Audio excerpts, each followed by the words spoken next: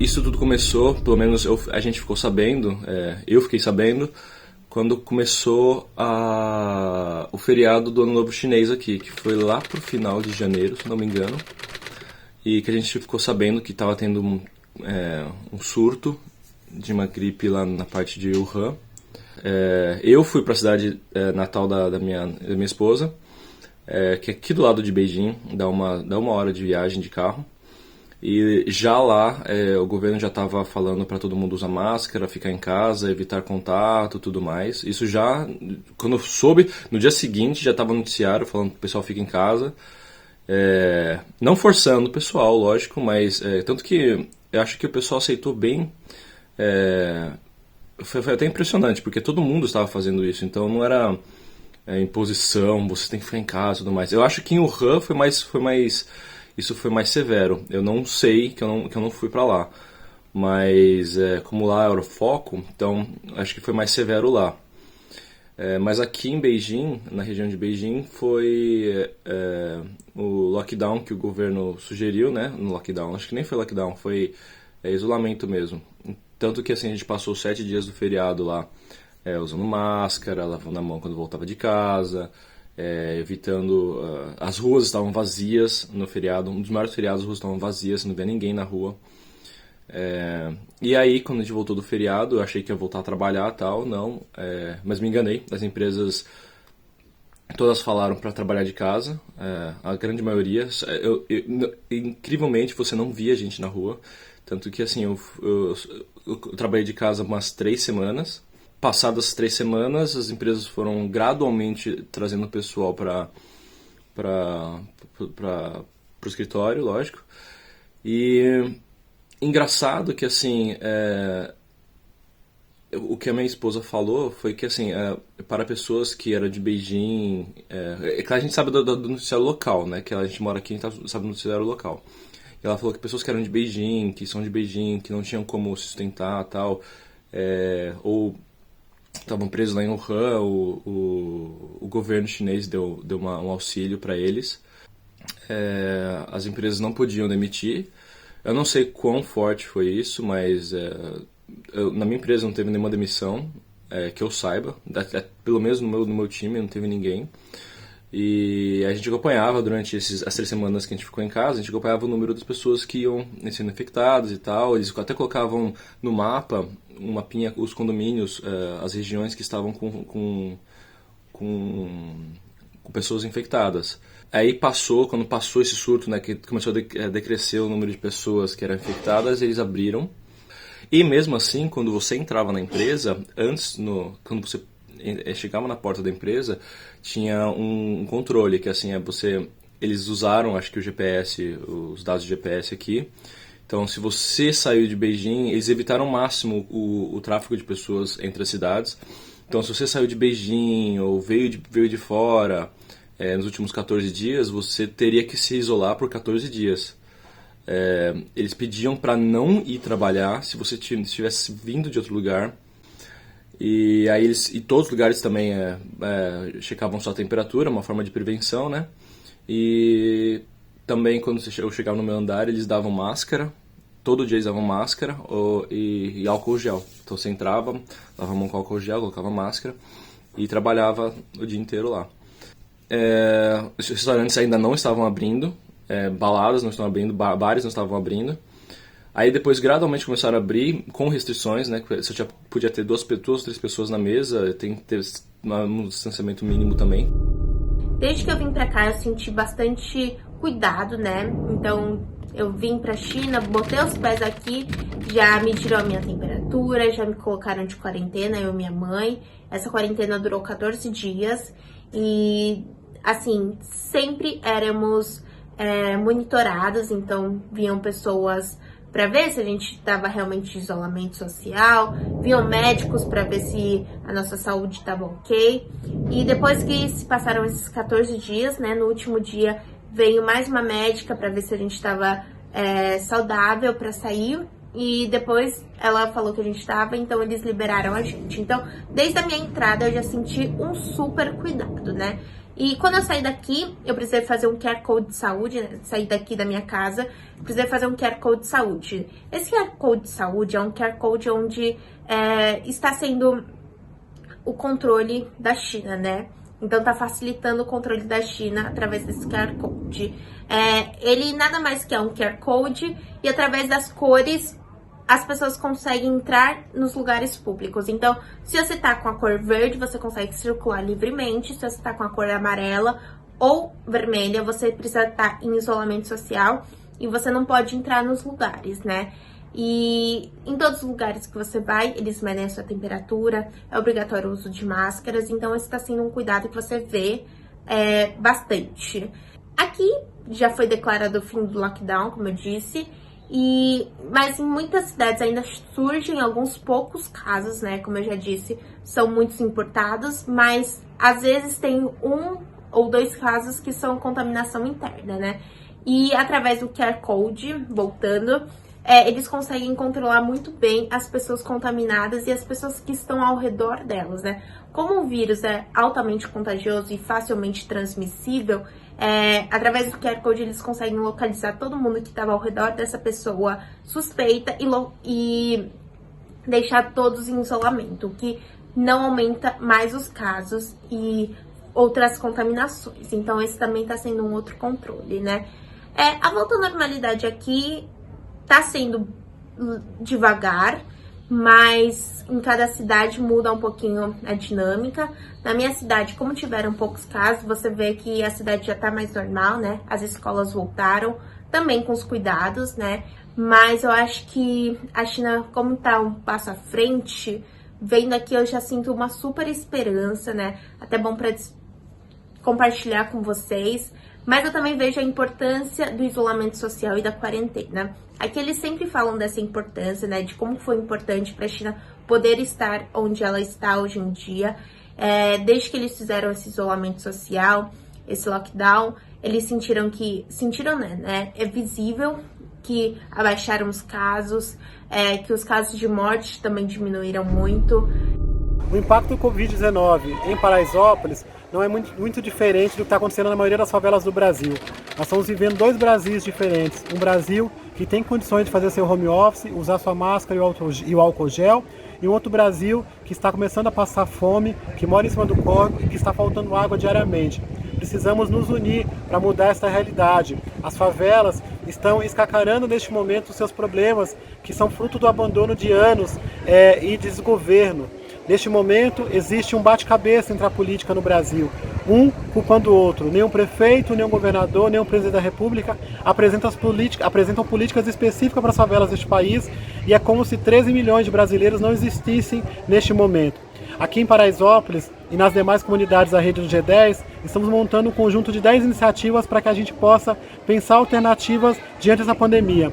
Nós contratamos ambulância, estamos fazendo marmitas diariamente, distribuindo para a população, nós criamos uma casa de acolhimento, nós formamos moradores voluntários para ser socorristas, estamos diante da ausência da política pública criando as nossas próprias políticas, mas precisamos que o governo também faça seu papel.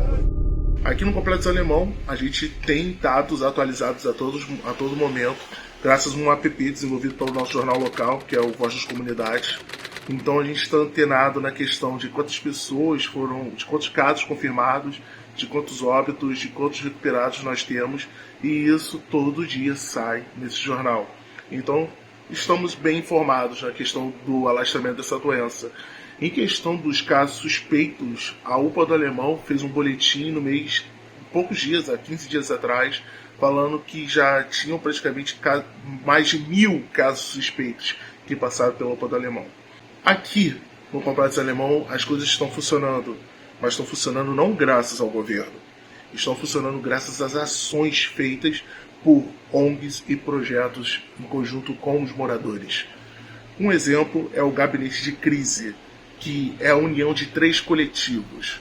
O coletivo Papo Reto, que é do Raul Santiago, o Mulheres em Ação, do Alemão, e o jornal Voz das Comunidades, que é o René Silva e a galera dele lá, que faz um trabalho maravilhoso. Esse coletivo está levando alimentos para as famílias, já tem mais de milhares de cestas básicas distribuídas, kits de higiene, e eles estão fazendo esse trabalho levando isso para várias partes da comunidade, com o Complexo Alemão enorme, e estou tentando atender o máximo de pessoas possíveis, entendeu? Eu faço também parte de um movimento, que é o SOS3 do Covid-19, onde eu levo face shields para profissionais de saúde, alguns também já foram doados para a UPA aqui do Alemão, já conseguimos também doação de álcool em gel.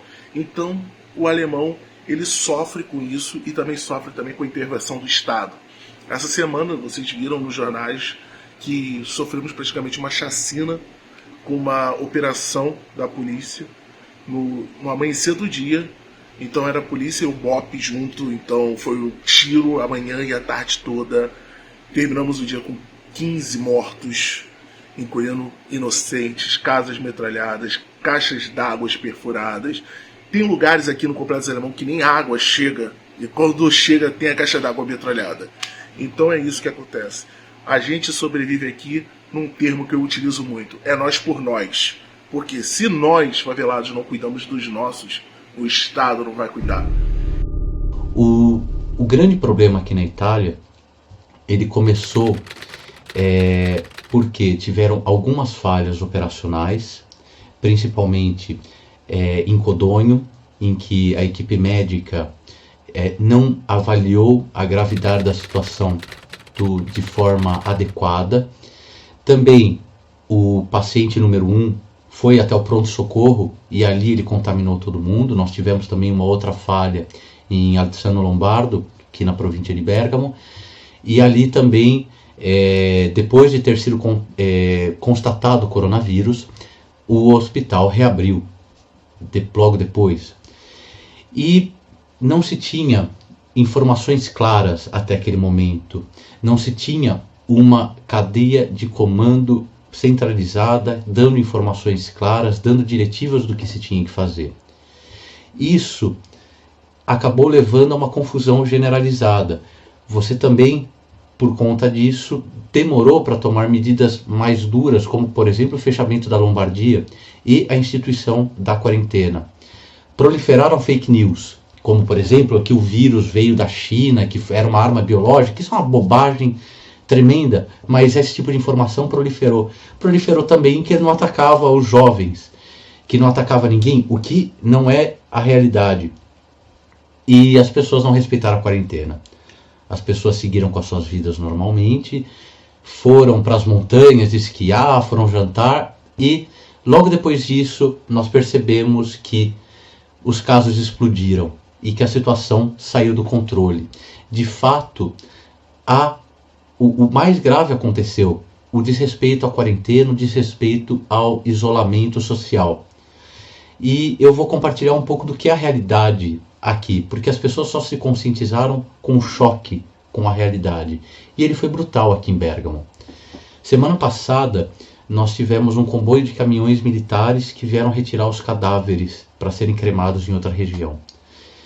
Era um comboio muito grande de caminhões militares, e todos eles saíram daqui cheios de cadáveres, porque os nossos fornos crematórios não dão mais conta da quantidade de mortos que nós temos todos os dias. Esse choque com a realidade foi brutal. Hoje, toda a Itália vive um clima de luto coletivo, mas aqui em Bergamo, muito especialmente, nós vemos que esses fatos, as mortes, as pessoas afetadas, isso acontece muito perto de nós, e tudo isso poderia ter sido evitado se essas regras de isolamento tivessem sido seguidas. As pessoas que morreram aqui, elas não têm direito a um funeral, elas vão ser cremadas e as cinzas só serão devolvidas para a família depois que essa crise passar, e isso só torna a situação ainda mais triste. A quarentena é muito difícil. Eu já estou há mais de um mês em quarentena. É muito complicado. A saudade do contato social, os amigos de trabalho, ver as pessoas, a vida como ela é normalmente. E você tem uma realidade inesperada, você tem que planejar o que você vai comer por um mês, etc. É importante que vocês saibam, a única coisa que efetivamente salva vidas nesse momento é você ficar em casa. Proteger os idosos principalmente, respeitar o isolamento social, evitar ao máximo sair, de preferência não sair, principalmente os idosos. E isso é o que vai fazer a diferença entre o sistema de saúde entrar num colapso absoluto em uma semana, como foi o caso na Itália, ou ele ser sobrecarregado. Sim, isso vai acontecer, só que de forma mais calma. Respeitem a quarentena, respeitem a vida de vocês, isso é mais importante. E também respeitem os profissionais de saúde. Eles são aqueles que têm que ser respeitados nesse momento. O que for pedido pelos profissionais de saúde, façam. E galera, já são mais de 50 dias de trabalho, né, dentro da comunidade, depois do início dessa questão da pandemia aí, com o coronavírus, né, esse Covid-19 aí, que acho que é uma coisa que é um divisor de águas, né? E hoje a gente vê, na verdade nós vemos, né, a atuação da comunidade, né, tentando sobreviver, mas para quem tem dinheiro é muito fácil estar em quarentena, né? Se tranca dentro de casa, pode pedir o que quiser em delivery, né? Quem mora na favela não tem isso, né? Algum ou outro aí que tem uma estrutura melhor dentro das suas casas pode ficar dentro de casa algum tempo, mas nós sabemos muito bem que quem mora em beco, quem mora em viela, quem mora em barraco, quem mora em casa de um cômodo aí com mais de 10 pessoas, né?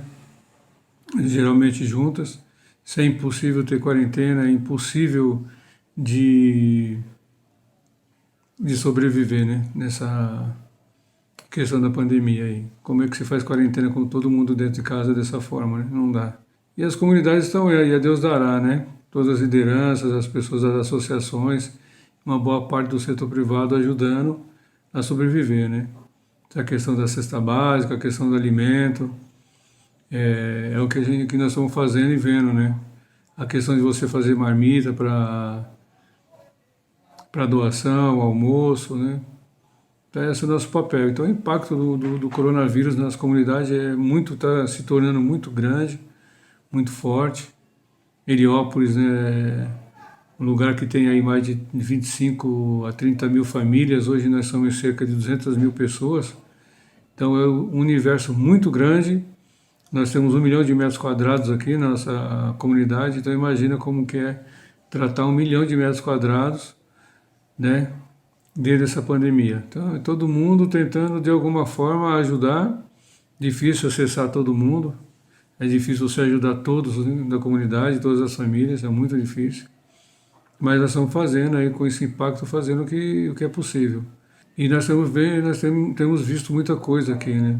Principalmente muitos idosos, né, largados dentro de casa, idosos que moram sozinhos ou idosos que moram com a sua própria família, mas que não têm assistência nenhuma, famílias que têm seus deficientes físicos, que têm seus deficientes mentais, e isso está gerando uma coisa muito ruim, porque esse impacto a gente não sabe onde vai parar para poder atender melhor essas famílias, né?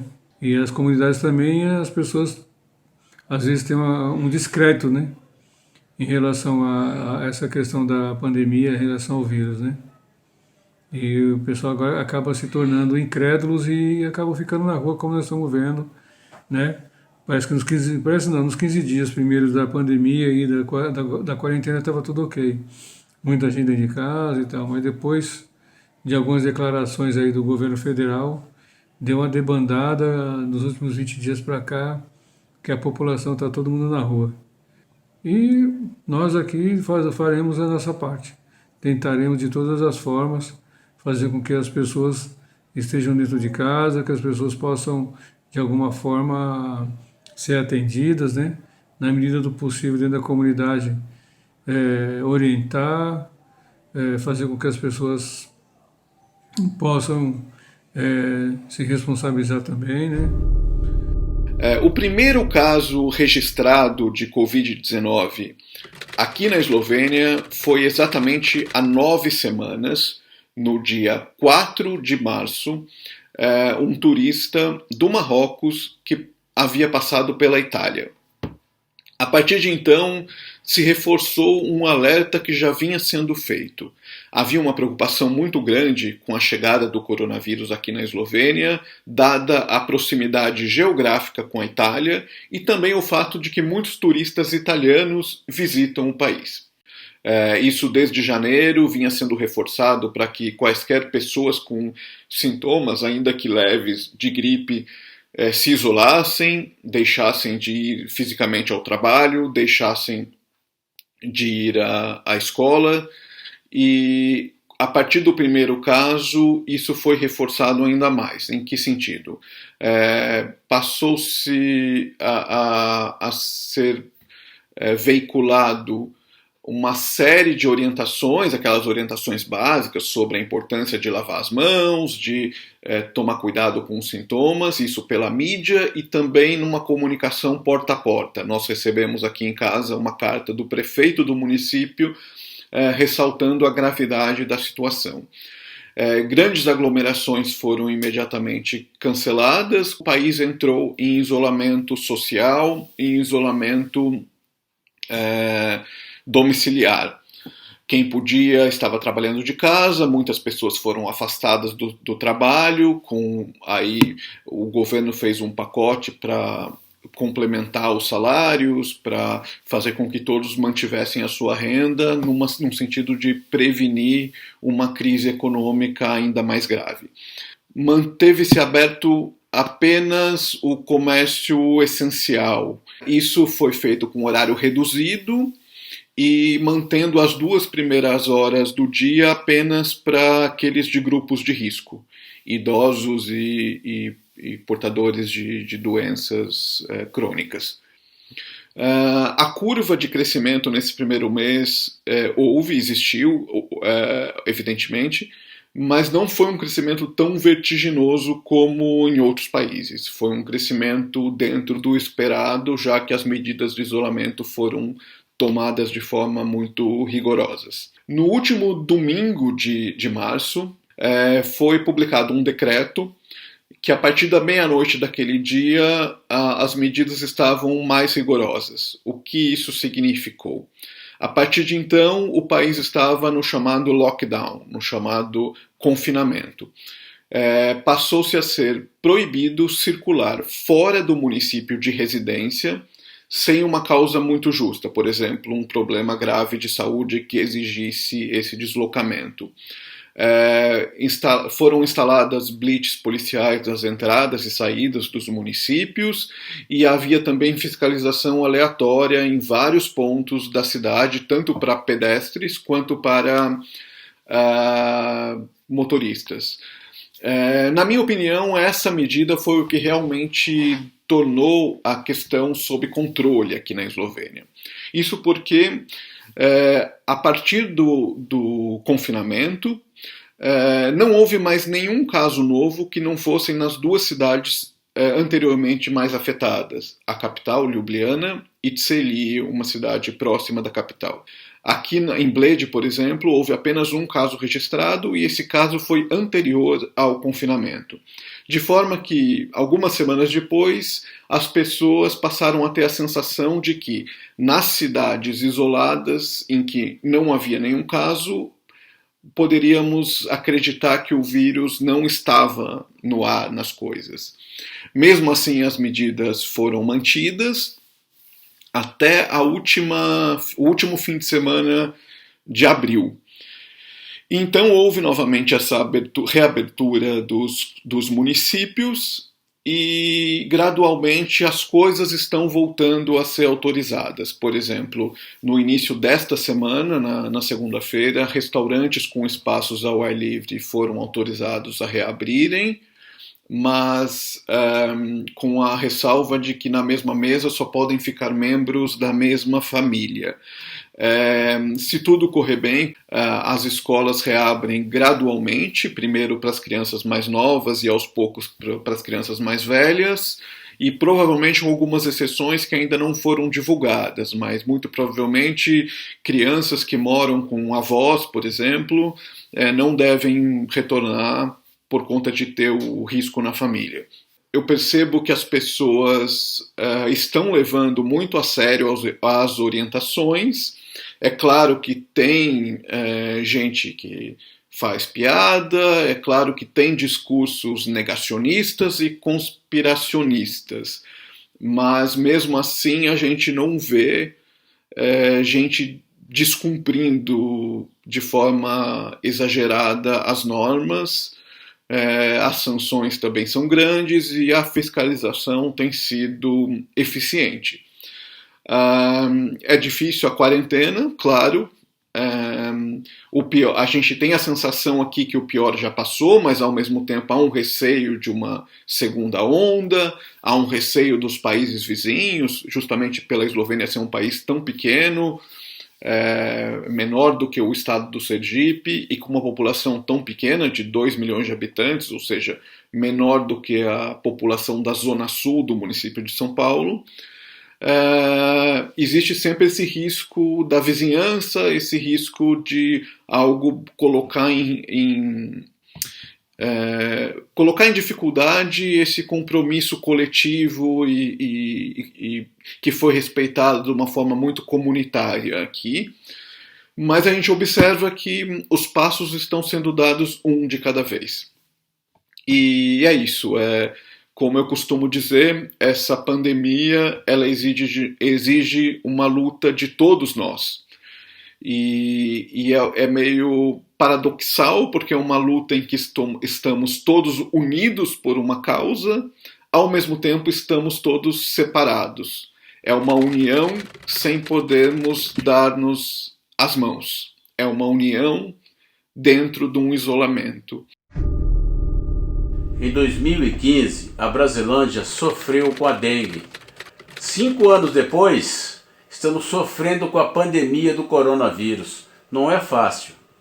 Estamos fazendo campanha para conseguir ajudar a comunidade de maior baixa renda com a distribuição de kits de alimento e kits de higiene. Parte da população da Brasilândia está apreensiva, com medo, perdendo emprego e passando necessidade de alimento. Nós estamos também realizando uma campanha na comunidade para conscientizar as pessoas a utilizarem máscaras e ficar em casa, pois a prevenção é o melhor remédio. A maioria das pessoas está cumprindo sim a quarentena. Agora tem aquela parte que não consegue cumprir por conta das responsabilidades, tem que garantir o pão de cada dia, pagar suas contas.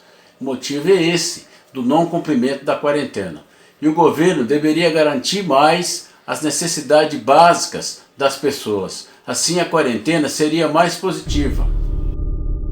Que as coisas estão dando certo na medida daquilo que é possível nessas circunstâncias, né? Atualmente, dados desse dia 19 de abril, a gente tem um total de 714 mortos e a gente tem 224 casos graves, ou seja, gente internada em UTI. Mas a gente também já tem 610 pessoas recuperadas, o que são, né, boas notícias. E, acima de tudo, o que a gente tem conseguido fazer aqui é controlar a quantidade de casos graves, ou seja, desses casos que precisam de internamento em UTI, para garantir que a gente não deixa ninguém sem acesso aos cuidados de saúde. E isso a gente tem conseguido fazer. Importa falar que todas as pessoas que infelizmente já faleceram devido à Covid-19, elas faleceram com acesso a cuidados de saúde. Ninguém faleceu como em Espanha ou em Itália, porque já não havia capacidade de resposta do serviço de saúde, tá? Do SUS. E também é importante falar que a média de idades das pessoas que infelizmente já perderam a vida com essa doença, aqui em Portugal até agora, de 81 anos. E que a maioria delas também já tinha outras doenças que agravaram, né, depois do seu estado de saúde. Então o que é que a gente tem feito aqui? Como vocês devem saber aí, nós estamos há mais de um mês num estado de confinamento. Esse confinamento, na primeira semana, nas primeiras 2 semanas, ele começou por ser voluntário, mas aí no dia 18 de março a gente decretou o estado de emergência nacional.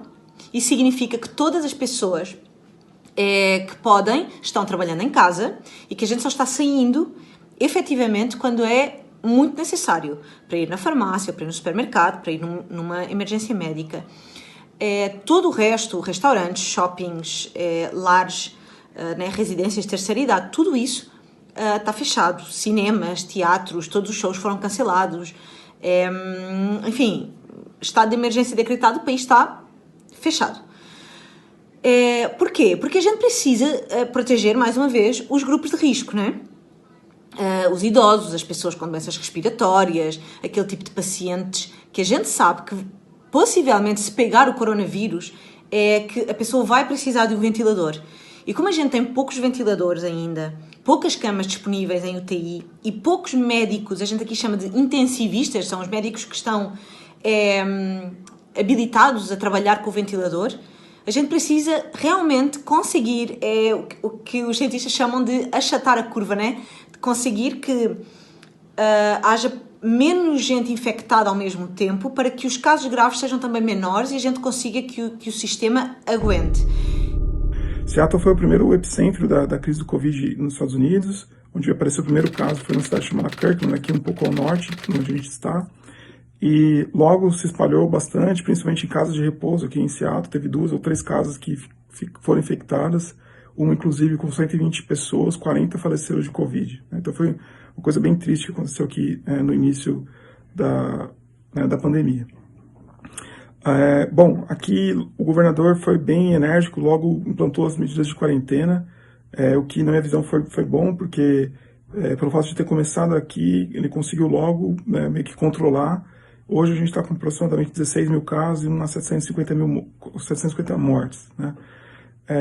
Comparar com os Estados Unidos inteiro, né, que está mais ou menos 1.250.000 casos e mais de 75 mil mortes, né? Então, um volume muito, muito elevado, né? Nova York começou mais ou menos no mesmo período, um pouco depois aqui, só que as medidas de quarentena lá demoraram para ser efetivas, né, entrar em vigor. E aí hoje é o maior epicentro do mundo, assim, tiveram muitos casos lá em Nova York, né? O número de mortes aqui nos Estados Unidos já está mais controlado, né? Teve dias aqui que chegou a ter 5 mil mortes num dia, hoje em dia está entre 1.500 e 2.000, tem caindo, né? Os números estão, tanto de novos casos como mortes, desacelerou, né? Ainda não diminuiu drasticamente, mas desacelerou, né? E com isso, né, o governo, principalmente o Trump, está querendo forçar a reabertura da economia. No momento, cada estado está desenhando um plano para voltar a abrir a economia, né? Aqui o estado de Washington, como eu falei no início, o governador foi bem rigoroso com a quarentena, cancelou tudo, aulas, comércio, logo em fevereiro, tanto que eu estou trabalhando de casa no home office desde o dia 28 de fevereiro. As aulas acabaram, esse ano ele já falou que não voltam as aulas, o ano letivo iria até junho, dia 19 de junho, falou agora as aulas só voltam em setembro, então as crianças estão tendo aula de casa, remotos, e ele falou que só depois do final de maio, provavelmente em junho, que vai começar a reabrir a economia aqui no estado de maneira bem controlada. Covid-19, ele começou a ser debatido muito aqui na Costa Rica mais ou menos no final de fevereiro. Já se pensava muito no que seria feito, por conta de o mundo inteiro estar vivendo a mesma situação, mas o primeiro caso registrado foi no dia 12 de março. Foi um casal de americanos que veio de Nova York apresentando sintomas da doença. Eles foram isolados e a partir daí foi que a Costa Rica começou a reportar os casos e tratar de forma mais séria. Acho que um ponto importante e que eu gostaria de compartilhar com vocês é que o governo aqui, ele desde o primeiro momento, ele sempre deixou muito claro o que precisava ser feito com relação ao distanciamento social. Eles já tomaram medidas que após o contágio do primeiro caso, eles já fecharam as escolas particulares, as crianças já imediatamente, a partir do dia 16 de março, começaram a ter as aulas virtuais. Em seguida, o governo, na semana seguinte, também fechou as escolas públicas, serviços públicos, com tempo, jornada reduzida. Então, eles foram muito sábios, eu diria, no combate ao princípio da doença. Algo que eu venho escutando muito e acho que também fez toda a diferença aqui, foi que eles, quando mapeavam os casos de contágio, eles acabavam trabalhando também com as pessoas que haviam tido contato com essas pessoas e colocando essas pessoas em quarentena. E algo que me chamou muito a atenção é que o sistema de saúde aqui, apesar de ser um país pequeno, ele funciona muito bem.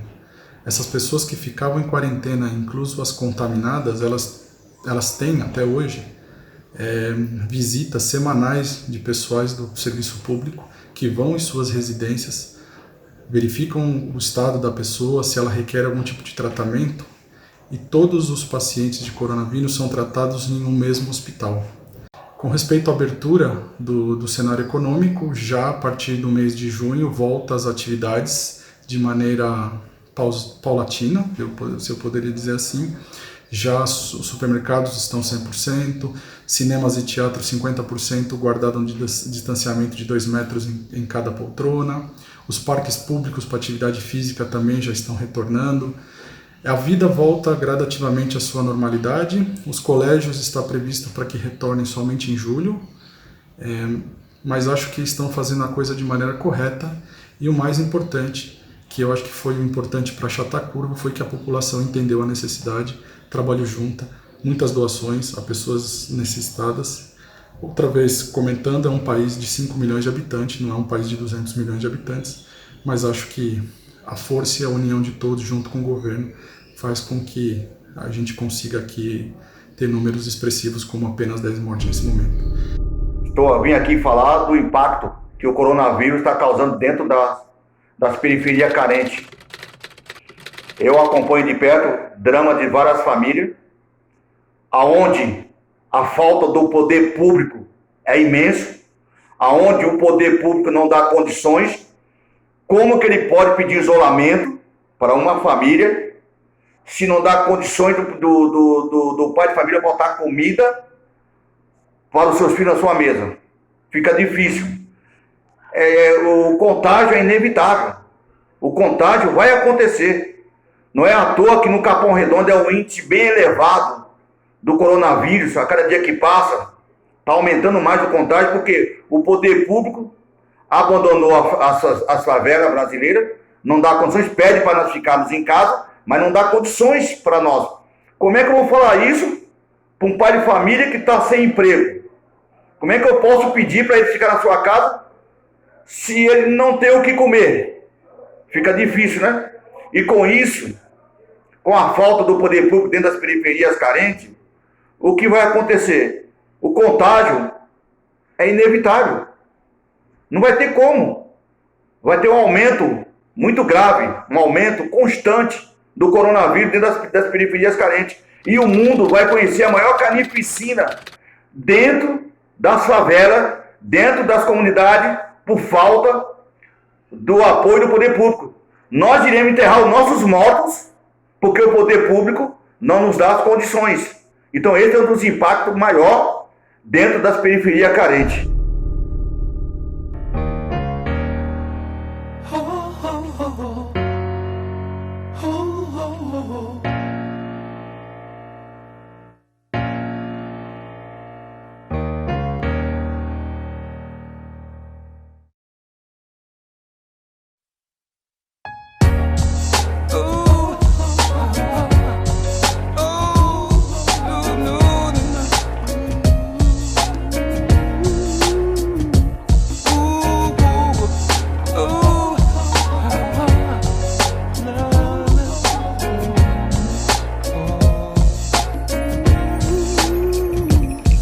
Pelo chão, pelo amor, pelo sangue, pela cor, fidelidade, lealdade em nome do Senhor.